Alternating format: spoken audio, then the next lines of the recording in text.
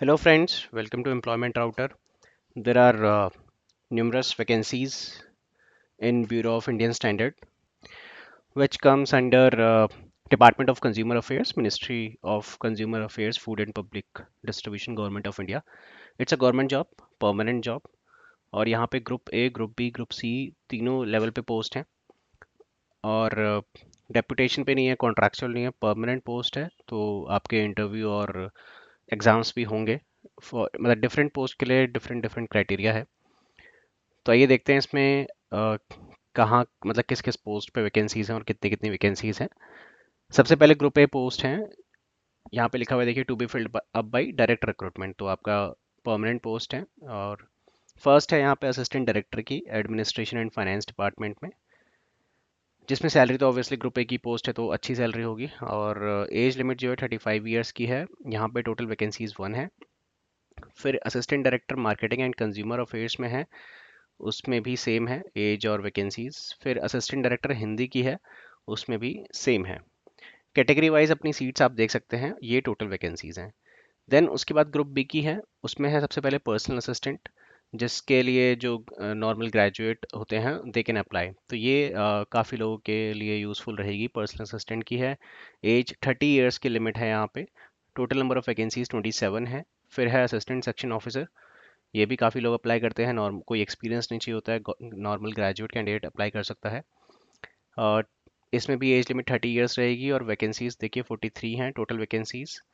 फिर है assistant computer computer aided design CAD की होती है। अ, इसमें 30 ईयर्स तक के कैंडिडेट अप्लाई कर सकते हैं और इसमें एक पोस्ट है। कैड एक सॉफ्टवेयर होता है तो वो आपको आना चाहिए।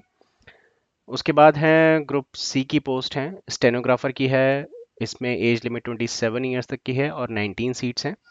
फिर है सीनियर सेक्रेटेरिएट असिस्टेंट। इसमें जो नंबर ऑफ वैकेंसीज रहेंगी 128 हैं। सबसे ज़्यादा वैकेंसीज इसी में है, सीनियर सेक्रेटेरिएट असिस्टेंट की। एज लिमिट 27 ईयर्स है। फिर जूनियर सेक्रेटेरिएट असिस्टेंट है, उसमें भी एज लिमिट 27 ईयर्स है। नंबर ऑफ वैकेंसीज 78 हैं टोटल। उसके बाद कुछ हैं लेबोरेटरी टेक्निकल पोस्ट हैं, टेक्निकल असिस्टेंट की। और जो लेबोरेटरी असिस्टेंट भी जिसे हम बोलते हैं उसकी पोस्ट हैं कुछ।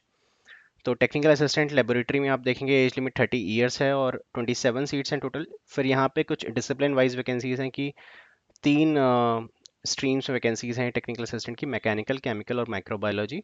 तो इनमें फिर उनके अकॉर्डिंग वैकेंसीज यहाँ पे मेंशन करी हुई हैं। ये ग्रुप बी की पोस्ट है, लेबोरेटरी टेक्निकल, जो लेबोरेटरी असिस्टेंट या टेक्निकल असिस्टेंट की पोस्ट है। फिर ग्रुप सी की दोबारा से है, जिसमें सीनियर टेक्नीशियन की पोस्ट है। इसमें एज लिमिट 27 ईयर्स है और टोटल 18 पोस्ट हैं। और सीनियर टेक्नीशियन में जो डिसिप्लिन वाइज वैकेंसीज हैं, इन स्ट्रीम्स वैकेंसीज हैं, कारपेंटर है, वेल्डर है, प्लम्बर है, फिटर है, इलेक्ट्रीशियन और वायरमैन की पोस्ट है। और ये इनके अकॉर्डिंग जो है वैकेंसीज यहाँ पे मेंशन करी हुई हैं। फिर उसके बाद एक और वैकेंसी है टेक्नीशियन की, इलेक्ट्रीशियन और वायरमैन कैटेगरी में। उसमें एज लिमिट 27 ईयर्स है और एक ही पोस्ट है। कैटेगरी वाइज आप देख लीजिएगा, ये मैंने टोटल पोस्ट जो है वो कवर की हैं। उसके बाद हम एजुकेशन क्वालिफिकेशन देख लेते हैं। जस्ट मैं एक क्विक समरी दे देता हूँ आपको। असिस्टेंट डायरेक्टर जो एडमिनिस्ट्रेटर और फाइनेंस में है, उसमें सीए वाले कैंडिडेट अप्लाई कर सकते हैं। Assistant director marketing and consumer affairs जो है, उसमें एमबीए मार्केटिंग जिसने किया हुआ है, मास कम्युनिकेशन से पढ़ाई की हुई है, तो दे गाइस कैन अप्लाई। उसके बाद असिस्टेंट डायरेक्टर हिंदी में जो है, उसमें आप कर हिंदी से अगर आपने ग्रेजुएशन पोस्ट ग्रेजुएशन करा हुआ है तो आप एलिजिबल रहेंगे। आप डिटेल में अपने अकॉर्डिंग देख लीजिएगा जिस भी स्ट्रीम के लिए आप रहेंगे। पर्सनल असिस्टेंट की बात करें तो जैसे मैंने कहा था, नॉर्मल डिग्री आपके पास कोई सी भी हो, बीएससी, बीकॉम, बीए, आप एलिजिबल रहते हैं यहाँ पे। आपका जो रहेगा एक कंप्यूटर प्रोफिशिएंसी टेस्ट होता है, तो वो टाइपिंग वगैरह का आपका टेस्ट रहता है इसमें, शॉर्ट हैंड वगैरह का, तो वो अगर आपको आना चाहिए, उसमें आपकी स्पीड होनी चाहिए। फिर असिस्टेंट सेक्शन ऑफिसर की बात करें तो ग्रेजुएशन जिसने करी हुई है नॉर्मल, वो भी अप्लाई कर सकते हैं। और वही आपका कंप्यूटर प्रोफिशिएंसी टेस्ट होगा, तो उसके लिए आपको तैयार रहना पड़ेगा। उसके बाद असिस्टेंट की कैड में है, उसमें आपके पास बैचलर डिग्री इन साइंस ही होनी चाहिए with 5 years experience in auto CAD. Auto CAD एक सॉफ्टवेयर होता है, उसमें आपका एक्सपीरियंस रहना चाहिए। आपके पास साइंस में अगर बैचलर डिग्री है, आपने डिप्लोमा किया हुआ है इंजीनियरिंग में, सिविल, मैकेनिकल, इलेक्ट्रिकल में, तो भी आप एलिजिबल रहेंगे। बट आपको कैड आना चाहिए। फिर स्टेनोग्राफर है, उसमें कोई एक्सपीरियंस यहाँ पे नहीं लिखा है। आपके पास बैचलर्स डिग्री होनी चाहिए और वही आपके स्टेनोग्राफर है तो आपका शॉर्ट हैंड वगैरह का टेस्ट रहता है इसमें। फिर सीनियर सेक्रेटेरिएट असिस्टेंट है, उसमें भी बैचलर डिग्री वाले एलिजिबल हैं, और उसमें आपका वही कंप्यूटर प्रोफिशिएंसी टेस्ट जो रहेगा, वही टाइपिंग वगैरह का टेस्ट जो होता है, और पावर पॉइंट में, स्प्रेडशीट्स में, एक्सेल में, इस मतलब कंप्यूटर से रिलेटेड आपके कुछ टेस्ट रहेंगे उसमें।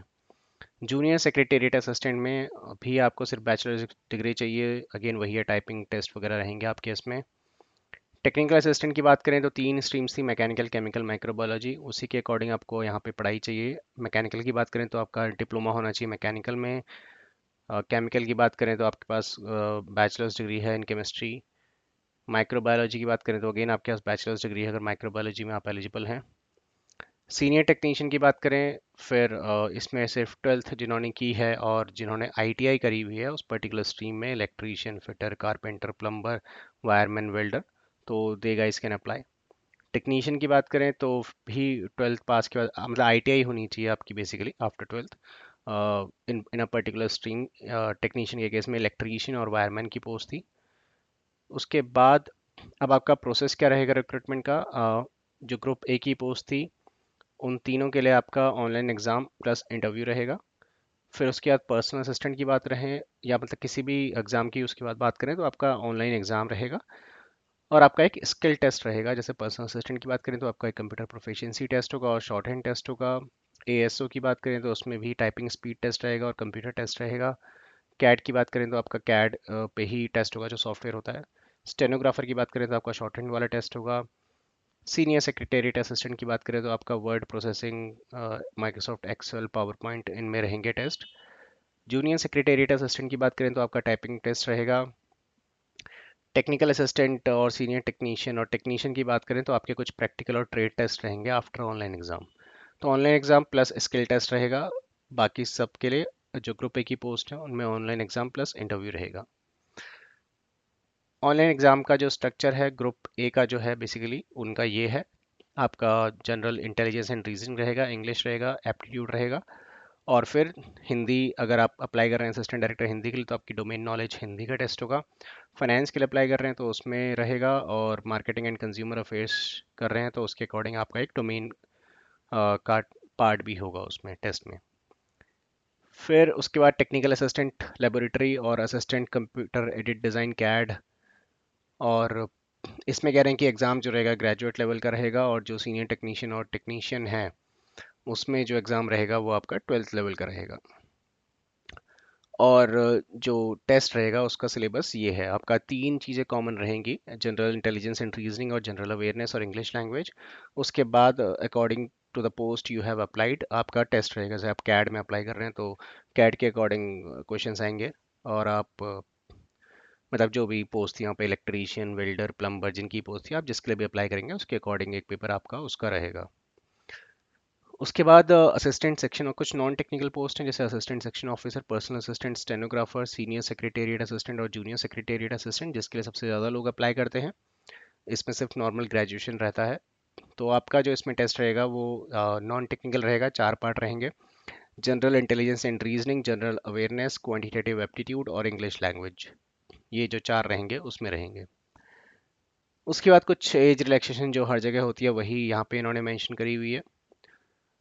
उसके बाद ऐसा कुछ इम्पोर्टेंट नहीं है इस डॉक्यूमेंटेशन में, इतना ही इम्पोर्टेंट है जो अभी आपके लिए जानने के लिए ज़रूरी है। जो लास्ट डेट है इसकी 30 सितंबर है। अभी 14 सितंबर ही है, तो पूरा महीना है आपके पास इसको अप्लाई करने का। तो यही थी इन्फॉर्मेशन जो आपके साथ शेयर करनी थी। काफ़ी पोस्ट हैं जिसमें सिर्फ ग्रेजुएशन वाले अप्लाई कर सकते हैं, तो if you are preparing for something similar to this one, so you can apply. And that's it. Thank you for watching this video. Please like, share and subscribe the channel.